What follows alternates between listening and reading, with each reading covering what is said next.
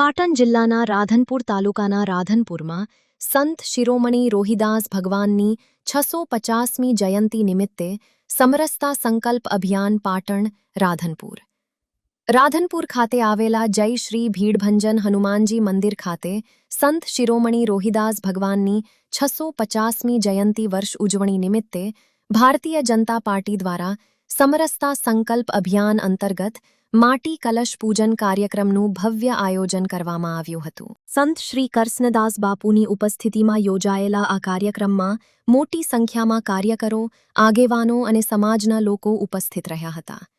કાર્યક્રમ દરમિયાન સંત શિરોમણી રોહિદાસ ભગવાનને શ્રદ્ધાંજલિ અર્પણ કરી તેમના સમરસતા, સમાનતા અને સમાજ એકતાના સંદેશને યાદ કરવામાં આવ્યો હતો।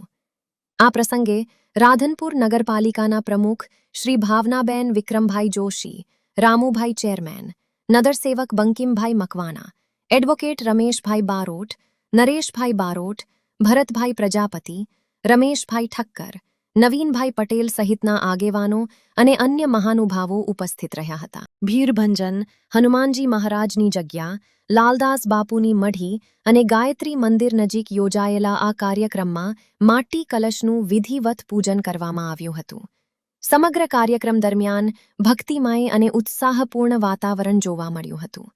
કાર્યક્રમના અંતે સમાજમાં ભાઈચારો, એકતા અને સમરસતાની ભાવનાને વધુ મજબૂત બનાવવાનો સંકલ્પ લેવામાં આવ્યો હતો।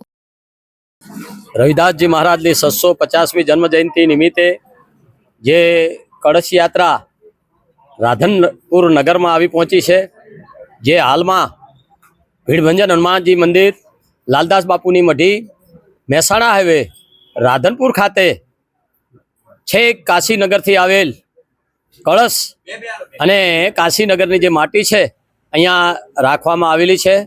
તો મારા સર્વે સમાજને હું કાંતિ વઢિયારી નમ્ર વિનંતી કરું છું કે આપ તારીખ 18, 19 અને 20 3 દિવસ સુધી અહીં આ જગ્યાએ આવી અને કળશનું પૂજન કરી શકો છો, એના દર્શન કરી શકો છો।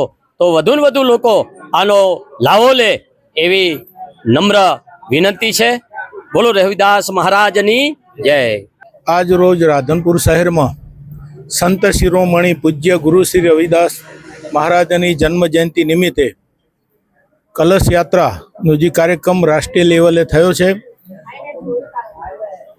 કાશીથી કલશ યાત્રા નીકળી અને ગુજરાતમાં અંબાજી આવી, અંબાજીથી કલશ કર્ણાવતી ગયા અને કર્ણાવતીથી જિલ્લામાં લાવી અને દરેક તાલુકા મંડળ અને શહેર મંડળમાં કળશ કાલે આપેલા, વિતરણ કરેલું।